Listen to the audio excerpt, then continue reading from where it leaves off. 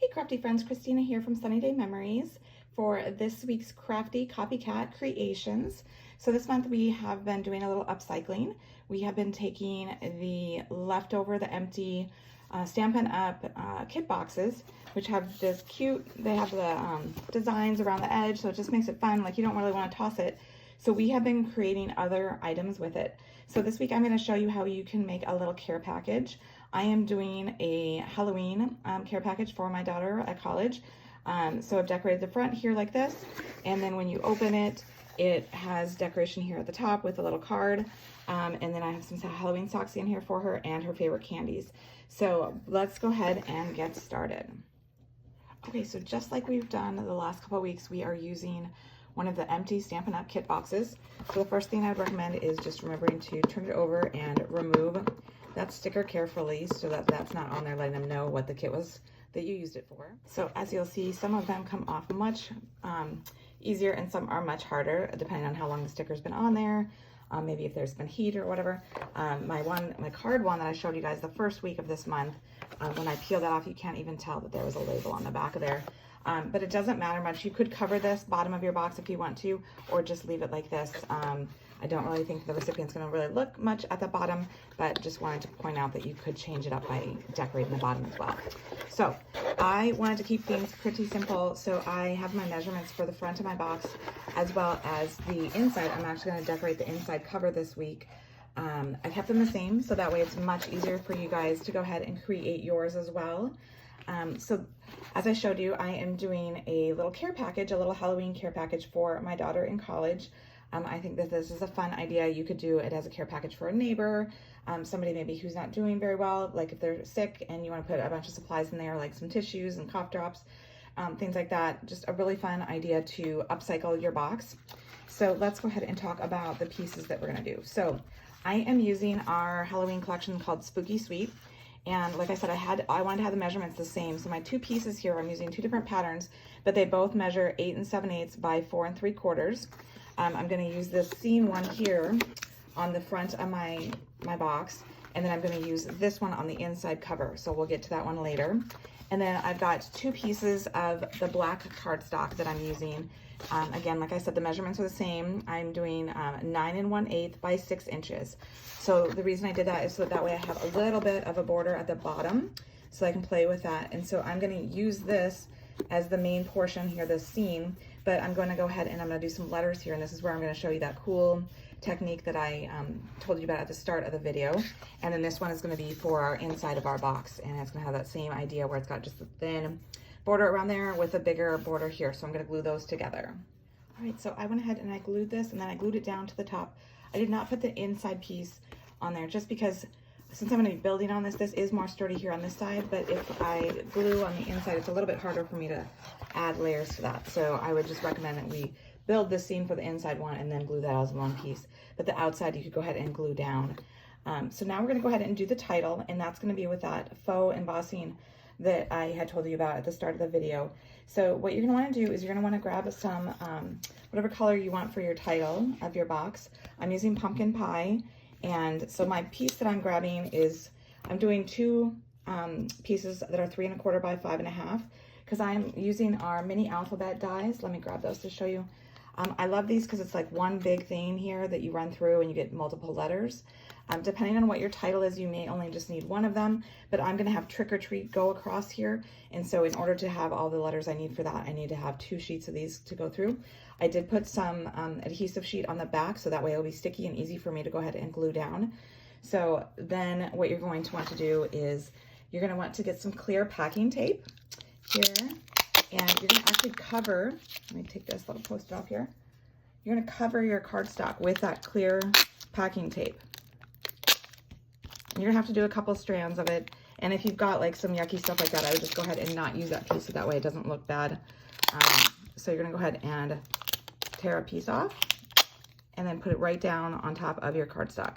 So basically you're going to have, it's going to be almost like a sandwich. You're going to have your packing tape, your clear packing tape, your cardstock, and then your adhesive sheet. And so you'll go ahead and run this on there so you have that completely covered. Then you're going to go ahead and you're going to take your die like you normally would, and you're going to go ahead and stick that on there, run it through.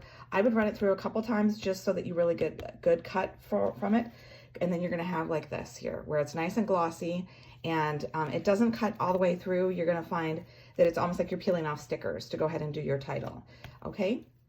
So now you can see that I've got my title on there. It's got a nice glossy look to it, like it's been embossed, but we've just done that faux embossing trick with that packing tape. So I hope you try it. I love it. It's a fun technique to do. You could do any title that you wanted on here. You could have it be Boo Box or Trick or Treat, just like I've done. Now what I'm going to do though is I'm going to go ahead and add some more to this scene paper here.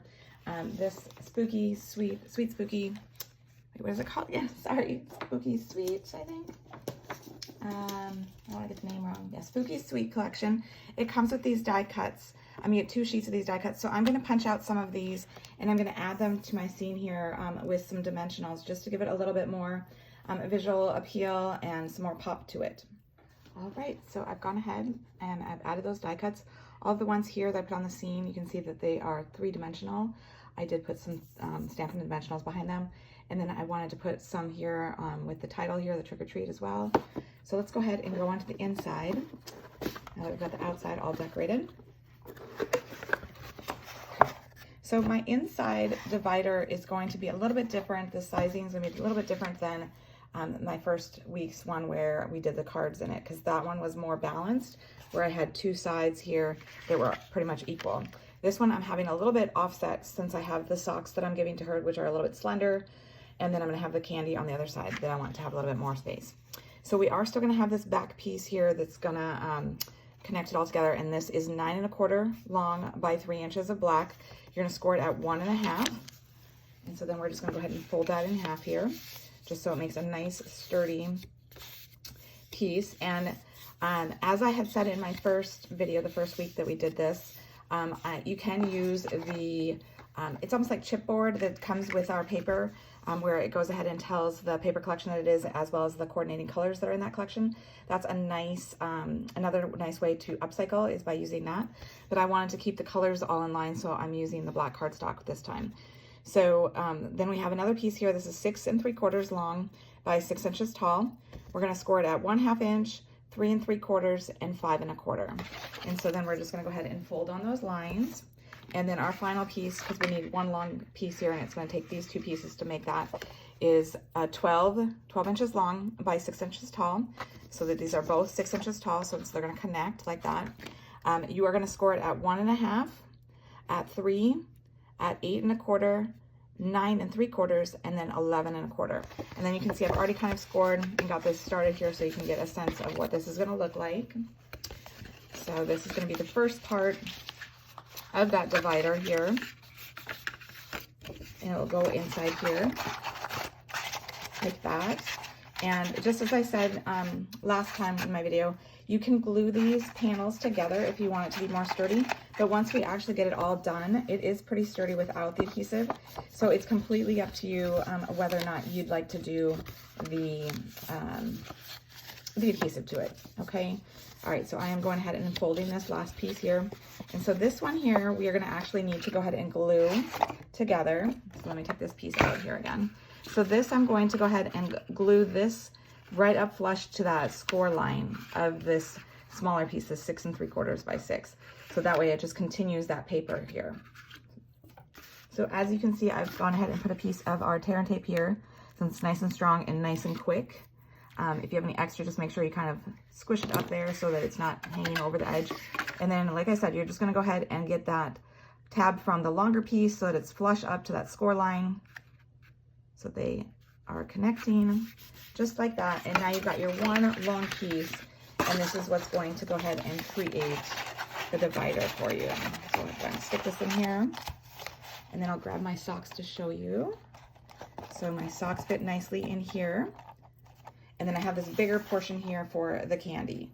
So before we go ahead and start with the decorating of the candy, I'm gonna go ahead and walk you through decorating this top panel if you want to for this one. So we're gonna go back to this piece here. And I wanted to create a little pocket to go ahead and put a card in there for her so that it kind of wished her a happy Halloween. So I am using, I think these are so fun, these iridescent treat bags. While they're great for treats, obviously, you can also use them for other things.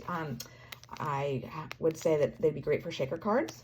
And they're going to be great for a little pouch to put this card in. So I made a little card. I'm not going to walk you through the card, but it's a little bit smaller size because I knew it had to fit into the pouch. I think it measures, let's see, I won't even guess, 3.5 by 5.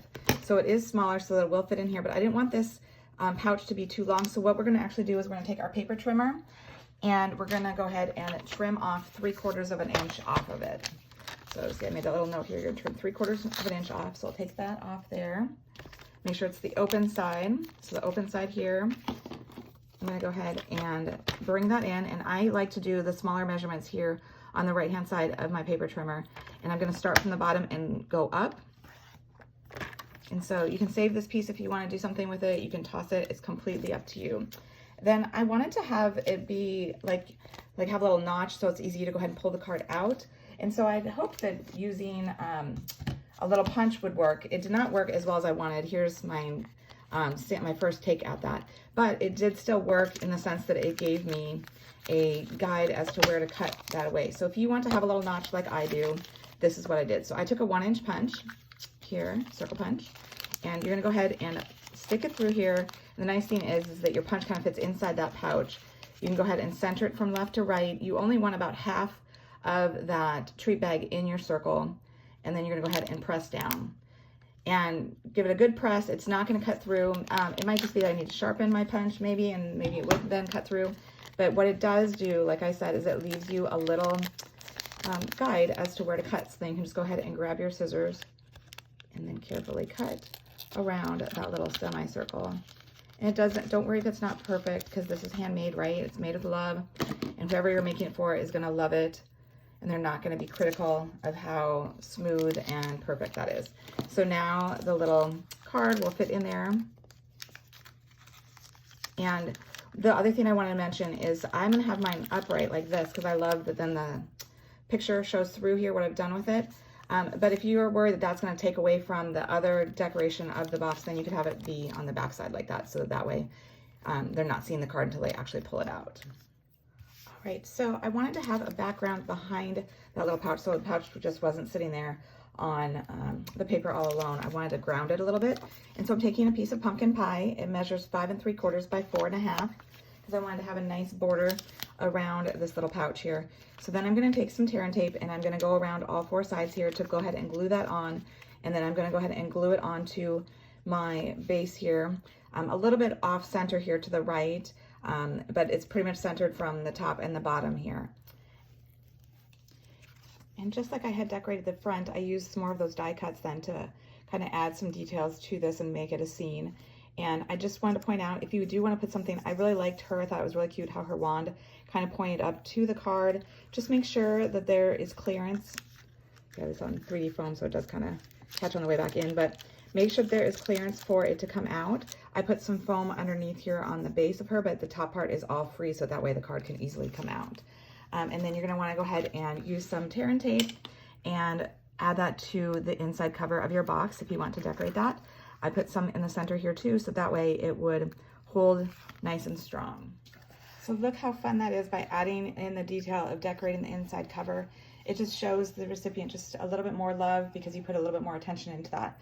So then we have this big space. This is our final portion. You could just go ahead and fill it with a bunch of candies, you know, the person's favorite candy, or if you want to go a step up and you want to tie it all together, kind of like what I did, is you can decorate the candies with the papers, just simple wrapping them with some of the different papers just to tie it all together. So if you want to do that, just some measurements. The M&Ms, the little fun size, I did a 5.5 by 3 piece of paper, and I just went ahead and I took our Stampin' Seal Plus, because it's a little bit stronger. I put it along the edge here, if you can see that. And then if you take a bone folder, you can kind of train the paper to kind of get that curved action going before you wrap it around the candy. Totally optional. And then you're gonna go ahead and just kind of center it on there. I didn't do any scoring. I just kind of wrap it until they meet there on that sticky part. And that's all there is to that. And I kind of just squish it down so it is kind of scored a little bit, so it does kind of hold together. So that is for the M&Ms. If you want to do the Hershey Nuggets, that I did a 1 inch by 3 1/4.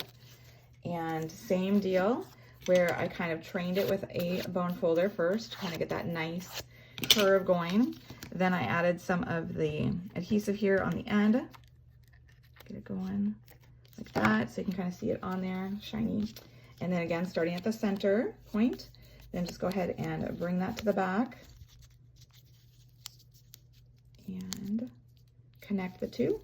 And there you have a cute way to go ahead and decorate it. So you could have some that aren't decorated and then maybe the top ones are decorated, however you want it to be, but it just doesn't look so festive and fun. And then you go ahead and just close up the box and it's ready for gift giving. So I hope you've enjoyed that. Be sure to like the video and share if you go ahead and create one as well. We did create a separate Facebook group so that you can go ahead and share your crafty copycat creations. And I'll have that linked in the description of this video so you can easily find it. And be sure, like I said, to like this video and subscribe to our channel so you don't miss future ones. And until next time, stay crafty.